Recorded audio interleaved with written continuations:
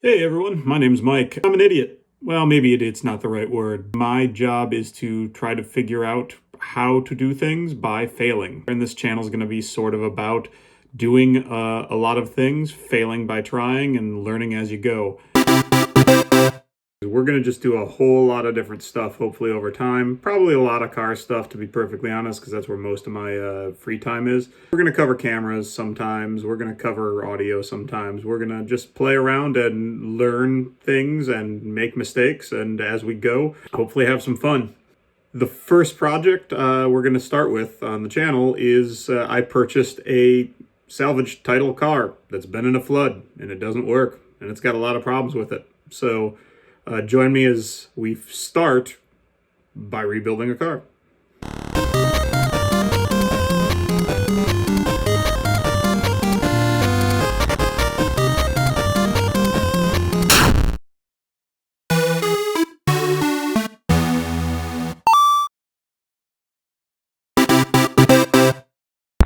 All right, here we are, day one, sort of, working on this car.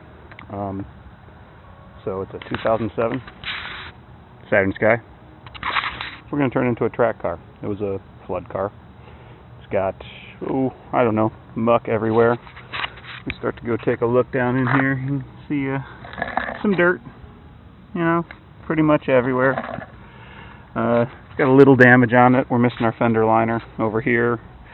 And then we got this big nasty dent down along the rocker here, but beyond that, the car's in really good shape, and it is definitely a little wet inside. So if we come over here and take a look, I've done a little bit of work already. First thing I've done is ripped out the body control module because it was literally sitting underwater, and I'll show that in a little bit as well. And then we got our carpet here. I pulled the seat out, and this is just drenched. It's just, you can actually see the water coming out of it. So we're going to work on getting that taken care of as well, stripping some of the carpet out of here, and try to get the motor turned over today.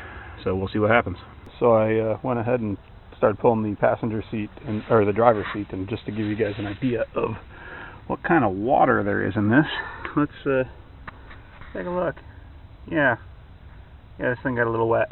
So, condition of the seat itself isn't too bad. I mean, there's definitely some rust, but nothing I can't clean up with some grease and maybe sell these things.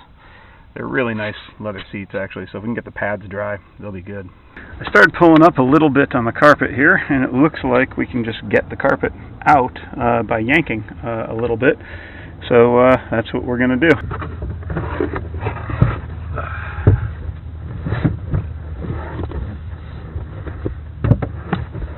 Ugh, that is wet.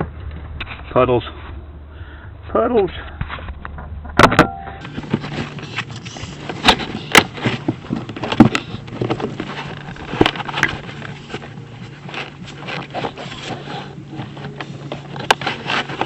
I gotta pull that trim piece off too, so let's give that a try and see what happens. I got the carpet out. If we take a look real quickly here, uncovered one fun little thing. There is a hole here that looks like it was a drain plug or something like that, so I'm gonna have to take that guy out and fix it before we actually drive this thing. But I had to take the dead pedal out, so the dead pedal is just a plastic dead pedal, and it seats inside here up on that post right there. You can see where that goes, and then there's a post down here, and that post was covered with this little rubber booty, and then that rubber booty came off, and then the whole thing came off, and then this trim piece came off, and then once that trim piece came off, then we got the carpet right out. So pretty easy. Actually, it took a few minutes, which is kind of great. Next up is trying to figure out if we can get the carpet out of the center section here, but I'm going to repeat the same thing on the other side. Right, on the passenger side, looks pretty easy. These pieces came out a lot easier because there's no dead pedal in place. I just popped this trim piece out, and then this trim piece out, and then we should be ready to pull this. So let's yank some carpet.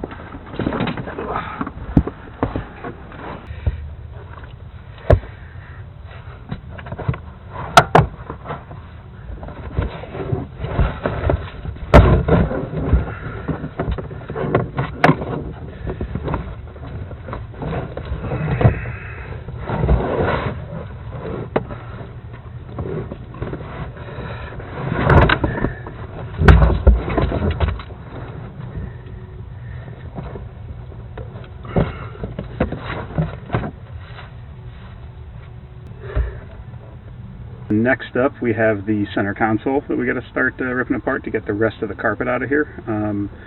So it looks like we just kind of yank here, and then that's going to probably start loosening up the rest of it. It looks like there's a trim piece here, another one here. I don't know if this is one big piece or not, and I may even keep that in place if I can, just to get the carpet out but still have some degree of console when we're done here. So let's give it a try.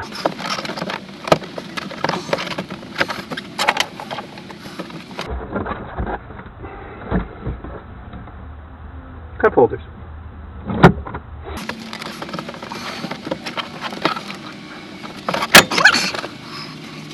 But the carpet, this is one big piece of carpet. So it looks like the carpet goes all the way from the floor up and over and around, and it's still kind of damp. So I think what I'm going to do is I'm going to have to rip out the entire console, or maybe just cut it, because I don't think I'm going to keep it. So we'll see where we go there.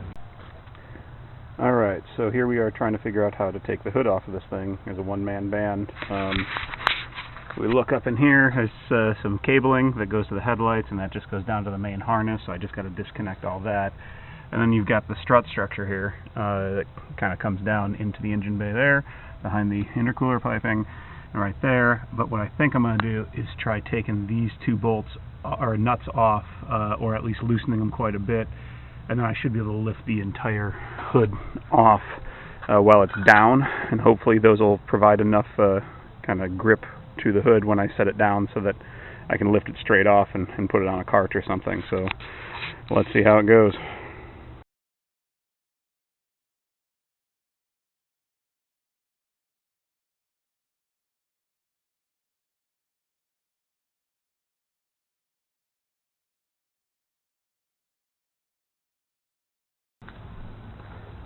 Find some friends. So I just noticed that when I was doing the crazy little hood trick earlier, I actually bent one of my hood mounts. So you can see that this is what it's supposed to look like, nice and flush there. And then on the other side, because of the weight shifted, it bent a little bit. So we're going to stick a vice grip on that, or not a vice grip, but a C-clamp, and see if we can get that fixed.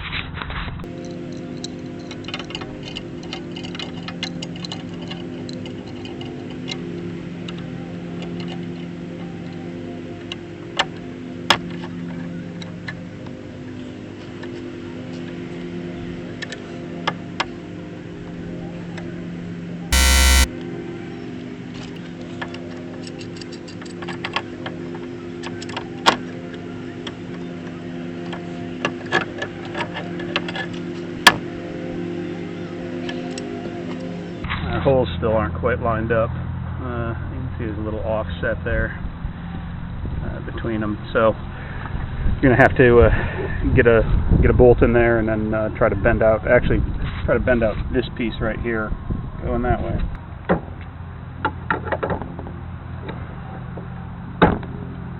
Yeah, that's the trick. So now that they're lined up, grab our C-clamp back, clamp it a little bit.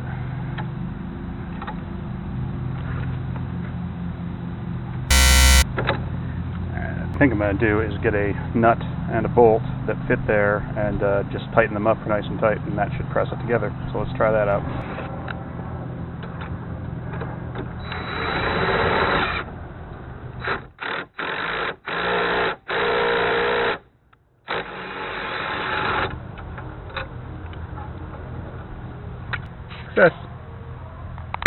Alright, so we got the hood off, and I went ahead and took the lights out too, just to make it a little bit lighter, because why bother? And now if we take a little bit closer look in here, so we've got this plate, this plastic plate that's hooked over on the side here, that I can't quite get out yet, but we may not need to take this off at all. This is just a air redirector, because the air box normally sits right in here. And then going to take the fan off, which is covered in muck, see if it still actually spins, hook it up to a 12-volt source, and then we can take it off the spark plugs, and then try to rotate this thing by hand and see if it's gummed up. So let's see how it goes. I I am pretty sure water-cooled turbos don't mean this.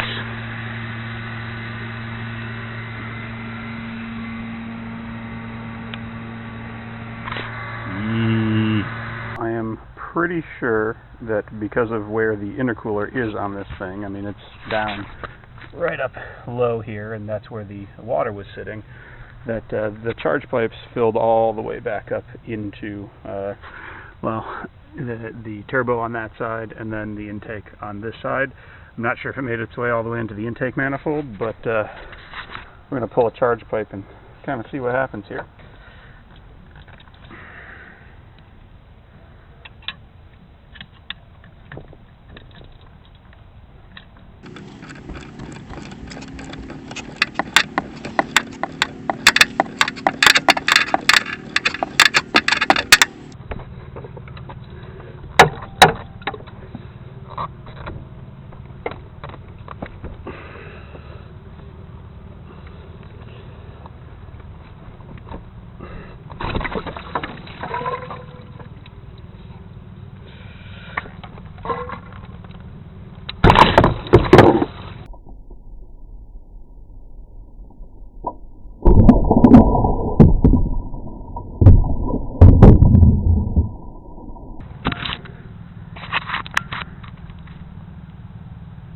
Yeah, that's a lot of water. So we have now gotten the intercooled charge pipes out of the way, and we can see that the intercooler is completely filled with water to the top, and there was pressure all the way up into the intake manifold, so hopefully it didn't get too high here and get into past valves and stuff like that. And then we can see actually down into our accessory drive and rotating assembly. There's quite a bit of mud down in there, but it's mostly dry. It's not too bad. So what I'm going to do next is take off the cover here and get into the spark plugs, pop those guys out, and then try to rotate this thing over by hand and see what happens.